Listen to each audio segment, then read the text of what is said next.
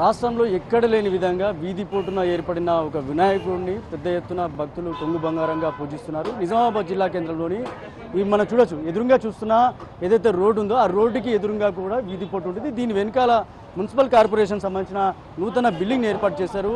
ఏదైతే ఆ సమయంలో అనుకున్న సందర్భంలో వినాయకుడిని ఏర్పాటు చేసిన తర్వాత ఇక్కడ సంబంధించిన కొంతమంది నాయకులు కావచ్చు, కొంతమంది వ్యక్తులు కావచ్చు, దీన్ని వదిలేయడం జరిగింది. దాని తర్వాత ఇక్కడ కొంతమంది ఏదైతే హిందూ దేవాలయాలకు సంబంధించి కమిటీలు కావచ్చు, హిందూ సంస్కృతికి సంబంధించిన కమిటీలు కావచ్చు, వాళ్ళంతా కూడా ఇక్కడ ఏర్పాటు చేసి ఇక్కడ సంబంధించిన హంపి పీఠాధిపతితోటి ఇక్కడ ప్రాణప్రతిష్ఠ చేయించి ఈ వినాయకుడిని పెద్ద ఎత్తున ఇక్కడ ప్రజలు భక్తితో పూజించే విధంగా ఇక్కడ ఏర్పాటు చేయడం జరిగింది. దీంతో వీధి పోటున ఏర్పడిన గణపతి ఏదైతే ఉందో ఈ గణపతికి సంబంధించి పెద్ద ఎత్తున కార్యక్రమాలు చేస్తున్నారు. ముఖ్యంగా చెప్పాలంటే ఒక పుణ్యక్షేత్రంగా మారిందని చెప్పుకోవచ్చు. ముఖ్యంగా చూడొచ్చు, పెద్ద ఎత్తున భక్తులంతా కూడా ఇక్కడ పూజిస్తున్నారు. ఏదైతే మొక్కులు ఏవైతే ఉన్నాయో తీరుతున్న నేపథ్యంలో పెద్ద ఎత్తున భక్తులంతా కూడా పెద్ద ఎత్తున వస్తున్నారు. ఈ నేపథ్యంలో నిజామాబాద్ జిల్లా కేంద్రంలో పెద్ద ఎత్తున అధికారులు కావచ్చు, అనాధికారులు, తర్వాత నాయకులు పెద్ద ఎత్తున మొన్నటి ఎన్నికల్లో పెద్ద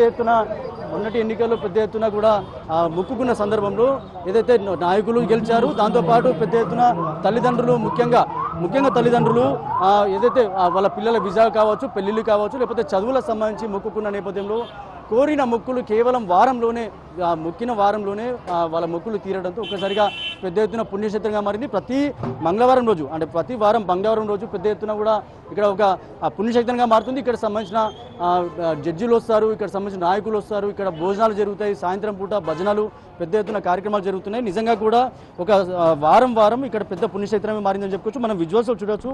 ఏదైతే ఇద్దరు దంపతులు ఎవరుతున్నారో వాళ్ళ దంపతులకి కొడుకు వీసా కోసం కోరిన మొక్కు ఏదైతే ఉందో, మొక్కిన 3 సంవత్సరాల నుంచి ఈ దేవాలయానికి వస్తున్నారు. ఇక వీళ్ళు మొక్కుకున్నారు. ఈ నేపథ్యంలో వాళ్ళ మొక్కులు తీరాయి. వాళ్ళ కొడుకు వీసా కోసం మొక్కుకున్న సందర్భంలో వారంలోనే వీసా వచ్చింది. అంతేకాకుండా మ్యారేజ్ కూడా అయిందని చెప్పి వాళ్ళ సంతోషంతో 120 కొబ్బరికాయలు కొడుతున్నారని చెప్పేసి ఒక్కసారి మాట్లాడి చెప్పలేదు. సార్, నిజంగా చెప్పండి, ఏం మొక్కుకున్నారు, ఎందుకు ఇంత సంతోషంతో కొబ్బరికాయలు? మా అబ్బాయికి ఎంఎస్ చేయడానికి యూఎస్ వెళ్ళడానికి వీసా రావాలని చెప్పేసి మొక్కుకున్నాం.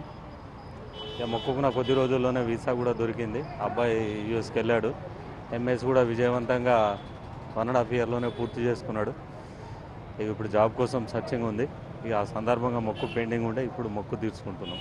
సంతోషంగా ఉంది, మొక్కు నెరవేరినందుకు సంతోషంగా ఉంది. మొక్కు తీర్చుకుంటాం. కూడా కన్న తల్లిదండ్రులు ఏదైతే పిల్లల మీద కోరికలు ఉంటాయి అలాంటి మొక్కు కోరుకున్నారు వినాయక స్వామికి, ఎట్లా సంతోషం? కోరిన కోరిక నెరవేరితే సంతోషం కదా. అంటే వాళ్ళ సామర్థ్యం ఎంత ఉన్నా కూడా దానికి తోడుగా దేవుడి దయ ఉంటే కోరికలు తొందరగా నెరవేరుతాయని నమ్మకం. ఇక మా నమ్మకం నిజమే అని నిరూపితమైంది. ఇది అట్లా సార్. చెప్పండి అమ్మా, ఇక తల్లిగా మీరు ఏం కోరుతారు? మీకు మీ అబ్బాయి ఏదైతే మొక్కుకున్నారు వీసా పరంగా వచ్చింది, ఇప్పుడు ఇట్లా పిల్లలు ప్రయోజకులు కావాలని కోరుకున్నాము. వాళ్ళు అయ్యారు. ఇద్దరు అమ్మాయి అబ్బాయి ఇద్దరు అమెరికాలోనే ఉంటారు. వీసా కోసం మొక్కుకున్నాం, ఆ మొక్కు తీర్చుకున్నాం అన్నట్టు. ఇప్పుడు మా సార్కు ప్రమోషన్ రావాలని మొక్కుకున్నాం. అది కూడా వారం రోజుల్లో అయితే ఈ కొబ్బరికాయలు కొడుతున్నాం. అట్లా ఏం చెప్తారు మా మిగతా భక్తులకు? ఏం చెప్తారు? అంటే చాలా మంది వచ్చి మొక్కుకుంటున్నారు, వాళ్ళకి ఎలాంటి నమ్మకం కల్పిస్తారు? మీకు కలిగింది కదా? అంటే మాకు కూడా కలిగింది, అందరికి కూడా అవుతుందని నమ్మకం ఉంచుకొని రావాలి, మొక్కుకోవాలి. తీరిన తర్వాత మొక్కు తీర్చుకోవాలి. बोल गजानंद भगवान की जय। ओम भद्रं कर्णेय विष्णुयाम देवाः भद्रं पश्येमाक्षुरजत्राः श्रीरङ्गैस्तुष्टवागं दुस्तनोगवि विषम्मदायुः अस्तिन इन्द्रोद्रश्रवाः अस्तिन पूजा विश्वेदाः अस्तिनस्तार्क्ष्योष्मिः अस्तिनो बृहस्पतिदादुः ओम शांति शांति शांति।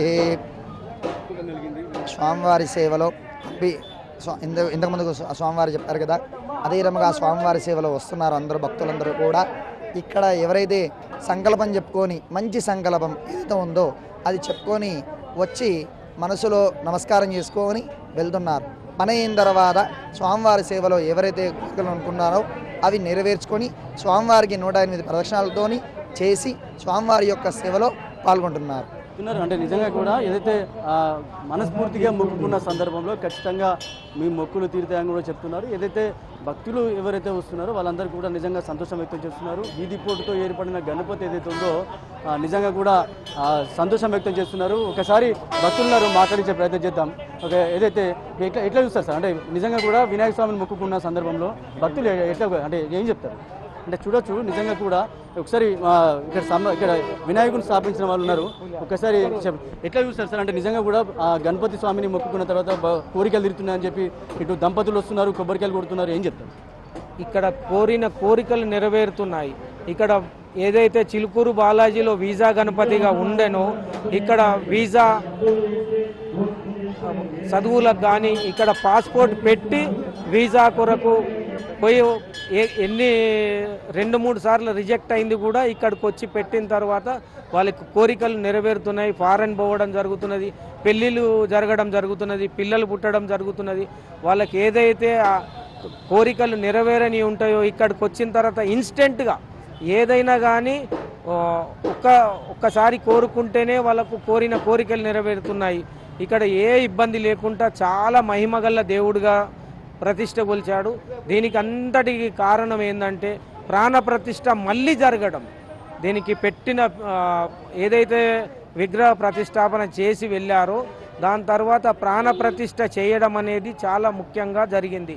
దానికి హంపి విరూపాక్ష విద్యానంద సరస్వతి గారు ఏదైతే ప్రతి మహిళ వచ్చేస్తారు ఇక్కడికి వచ్చినప్పుడు ప్రతిసారి అభిషేకం చేయడము, తన దగ్గర ఉన్న దండాన్ని ప్రాణప్రతిష్ఠగా చేయడానికి పవర్ పెరగడం జరుగుతుంది. ఈ వీధిపోటు గణపతి ప్లస్ ఈ ప్రాణప్రతిష్ఠ రెండుతోటి చాలా కోరికలు నెరవేరుతున్నాయి.